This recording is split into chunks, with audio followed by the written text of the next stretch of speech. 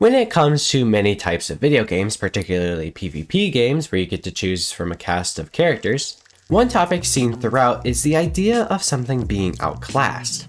Now, the meaning of outclassed can differ pretty much case by case.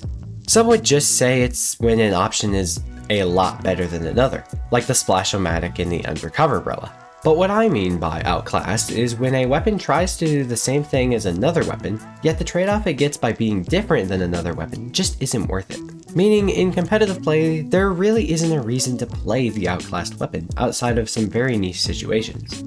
Also, quick disclaimer, if I mention any weapon that you play and deem it to be outclassed, I want you to know that I don't really care about what weapon you play, and really any weapon in this game can work to some extent in solo queue. So please don't stop what you are playing just because of this video. One example of being outclassed is the case of Mario vs Dr. Mario in Super Smash Bros. Ultimate. Both play very similarly, but while Dr. Mario packs a little bit more of a punch, Mario has far better mobility and recovery, making the trade-off not worth it, and leaving most to put Dr. Mario in the bottom tier of Smash Bros. And Mario as a high tier. So in a sense, Mario outclasses Dr. Mario. There's also a very similar case of this in Splatoon 3, being the Dark Tetra Dualies versus the Dapple Dualies Nouveau. While Dapples have better object damage, faster dodge rolls, and a torpedo, it doesn't change the fact that the Dark Tetra Dualies have much better mobility, range, and thus killing power. And they even both have the same special. Another case of this is the Foil Squeezer versus the Forged Splattershot Pro in Splatoon 2. In Splatoon 2, it really could go either way, whether Suction Bob or Splat Bob was better, because in Splatoon 2 at least Suction Bob dealt more damage. But the reason why Pro was outclassed is because, well, the Squeezer is straight up a better made weapon. Squeezer has a painting mode, more range, and a 1 frame slower kill time than Splattershot Pro. So the only thing Pro does better is kill 1 frame faster. And in a fast-paced game like Splatoon, that really doesn't matter. Also, because I know somebody's probably going to go, well, actually, Pro had MPU in that game, so it could two-shot players, right? And yeah, you're right, that did make its kill time actually much better than Squeezer.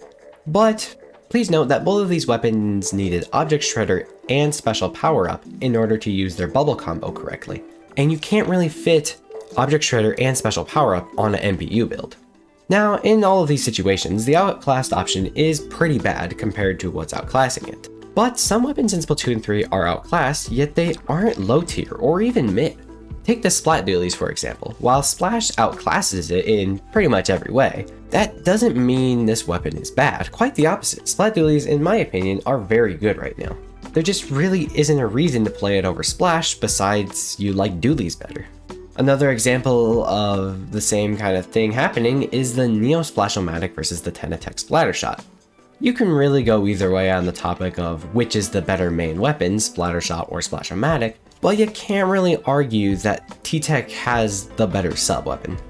And so while I think Splash Neo is quite good, again, there really isn't much of a reason to play it, except in very niche situations where maybe you want a Suction Bomb for tower control. Now, a weapon that maybe you saw at first glance and thought it might be outclassed is the Tri-Slosher Nouveau.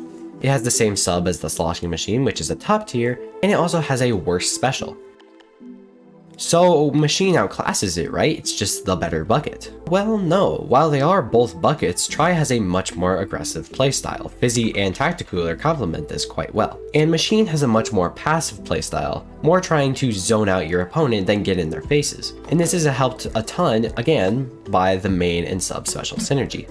This, in my opinion, is amazing kit design. And this isn't. So I hope at least to see more weapons with different playstyles get similar kits, and maybe weapons that are already very similar to get very different kits. Well, what do you think about outclassed weapons? Do you play what you think is an outclassed weapon? I'd love to hear your thoughts in the comments. But with that said, thank you guys so much for watching all the way to the end. My name is CATLOAFMAN, and I'll see you in the next one.